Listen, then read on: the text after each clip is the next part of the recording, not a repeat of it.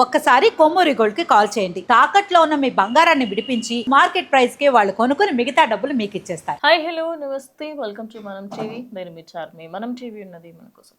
ప్రస్తుతం ఎండాకాలం రాబోతుంది. అయితే ఎండాకాలంలో నీళ్లు లేకపోతే పరిస్థితి ఎంత దారుణంగా ఉంటుందో ఒక్కసారి ఊహించుకోండి. అయితే ఆ పరిస్థితి ఖచ్చితంగా ఇప్పుడు పాకిస్తాన్కి రాబోతుంది. ఎందుకంటే ఇప్పటికే వాళ్ళకి సంబంధించి ఇండస్ ఏదైతే మన రివర్స్ ఉంటాయో వాటన్నిటి నుంచి కూడా మనం వాటర్ అయితే కట్ డౌన్ చేయడం జరిగింది. అదే కాకుండా మన సైడ్ నుంచి వచ్చే ఎన్నో వాటర్కి సంబంధించి మనము కట్ డౌన్ చేసేస్తూ వస్తున్నాం. అయితే ఇప్పుడు రవి అని చెప్పేసి మనకి రవి వాటర్ ట్యాప్ అయితే ఇది గత ఎన్నో సంవత్సరాలుగా మనదే, అంటే మన ఆధీనంలో ఉన్నప్పటికీ కూడా దానికి సరిగ్గా అడ్డుకట్ట ఏం లేదు. అంటే అది ఆ వాటర్ ఫ్లో అవుతూ అవుతూ ఇంకా పాకిస్తాన్కి వెళ్ళిపోతుందన్నమాట. వాళ్ళకి ఇంకా వస్తుంది కదా అని చెప్పేసి దాని మీద హక్కు మాదే అనుకున్నారు. అయితే ఇది షాపూర్ ఏరియాకి సంబంధించి అలా వెళ్తూ ఉంటుంది. అయితే ఇప్పుడు దానికి సంబంధించి అది కూడా ఆపేయబోతున్నారు.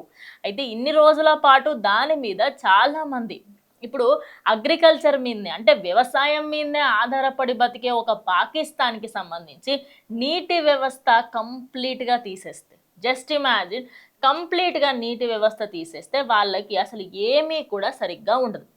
అయితే ఇందులో దీనికి సంబంధించి 1960లో ఎప్పుడైతే నదులకి సంబంధించి విభజన జరిగిందో, అంటే పలానా నది ఇటు, ఆ పలానా నది అటు అని చెప్పేసి, అదేవిధంగా మనకి ఇటు సింధు, అదేవిధంగా ఇంకొక 2-3 వాళ్ళకైతే ఇవ్వడం జరిగింది. ఇక అది కాకుండా ఇండియాకి సంబంధించి మనకి కొన్ని నదులకి సంబంధించిన ఆధిపత్యం మన దగ్గర ఉందన్నమాట.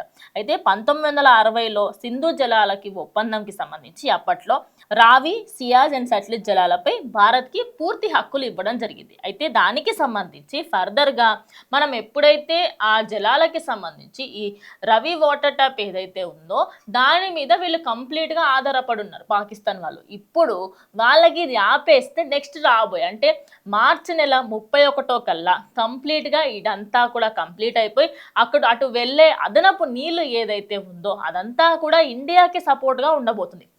దానికి గల కారణాలు ఎన్నో. అంటే టెర్రరిస్టులకి ఎక్కువగా మద్దతు తెలిపే ఒక దేశానికి అసలు నీళ్ళు కూడా ఎందుకు మరి?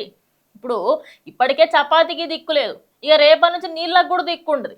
సో అది ఖచ్చితంగా జరగాలి అని చెప్పేసి పాకిస్తాన్కి సంబంధించి ఎవరికైతే ఈ పెహల్గాం అటాక్ కంటే ముందు ఎన్నో విషయాలకు సంబంధించి చూసాం. ఇక పెహల్గాం అయిపోయిన తర్వాత వాళ్ళకి సంబంధించిన ఇండస్కి సంబంధించి ఆ వాటర్ని అయితే కంప్లీట్గా క్లోజ్ చేస్తారు. ఇప్పుడు నెక్స్ట్ దానికి అదే కాకుండా ఇటు రవి వాటర్ ట్యాప్కి సంబంధించి కూడా మనం క్లోజ్ చేసేస్తే ఇక కంప్లీట్లీ జీరో అయిపోతుంది. ఇక మార్చ్ 31 కల్లా దాన్ని కంప్లీట్గా అక్కడికి ఆపేసి అక్కడ ఉండే వాటర్ అంతా కూడా ఇటు ఇండియాకి సంబంధించి జమ్మూ కాశ్మీర్ సైడ్ వచ్చే విధంగా చూసుకుంటున్నారు. ఇక ఏప్రిల్ 1 నుంచి అయితే వాళ్ళకి చుక్కలే అన్నట్టుగా అయితే ఉంది. అయితే ఇప్పుడు ఈ పాకిస్తాన్ వాళ్ళందరూ వచ్చి గవర్నమెంట్ వీళ్ళు తప్పు చేస్తున్నారు అని చెప్పి ధర్నాకి దిగే అవకాశం ఉంటుందా? ఎట్టకేలకు వాళ్ళకైతే ఒక రియలైజేషన్ రావాలన్నమాట. అంటే మీరు ఇన్ని రోజుల పాటు ఎవరి మీద అయితే ఆధారపడినా వాళ్ళ మీద టెర్రర్ అటాక్ చేస్తే ఎలా ఉంటుంది, అంటే మీకు తిరుగు దాడి చేస్తే ఎంత దారుణంగా ఉంటుందని తెలియదు. అయితే ఇప్పుడు వాళ్ళు ఇన్ కేసు ఏమన్నా వచ్చి కంప్లైంట్స్ రేస్ చేసినా కూడా ఏమీ లాభం ఉండదు. ఎందుకంటే ఈ నదులు ఏవేవైతే ఉన్నాయో వాటికి సంబంధించిన వాటర్ ఏరియా ఏదైతే ఉందో అదంతా కూడా మనది. కానీ వాళ్ళకి ఇన్ని రోజుల పాటు సరిగ్గా లేకపోవడంతో పోయిన ఏదైతే వాటర్ ఉందో అదంతా వాళ్ళకి వెళ్ళిపోయింది. కానీ ఇప్పటి నుంచి మీకు కంప్లీట్గా ఉండదు. మరి అగ్రికల్చర్కి సంబంధించి అటు రైస్ వీటి మీద ఆధారపడే ఈ దేశం ఇప్పుడు ఇంకా ఎంత బాధలు అనుభవించబోతుంది.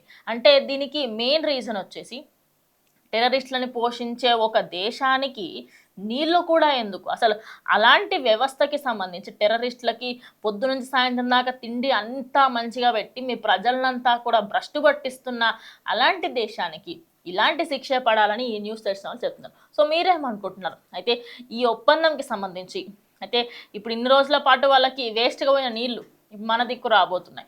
మనకి ఎట్లయినా బెనిఫిటే ఉంటుంది. ఎందుకంటే ఇండియాలో కొంత గొప్ప నీళ్ళ స్కేర్సిటీ అనేది ఇంకా అంత రాలేదు. సో పాకిస్తాన్లో నీళ్ళ స్కేర్సిటీ రాబోతుంది, నీళ్ళ ధరలు కూడా పెరగబోతుంది. సో మీరేమనుకుంటున్నారు? లాస్ట్ టైమే చాలా అంటే చాలా వార్స్ జరిగాయి, అదేవిధంగా వాళ్ళు ఇష్టం వచ్చినట్టు మాట్లాడారు. కానీ ఈసారి ఎలా ఉండబోతుంది?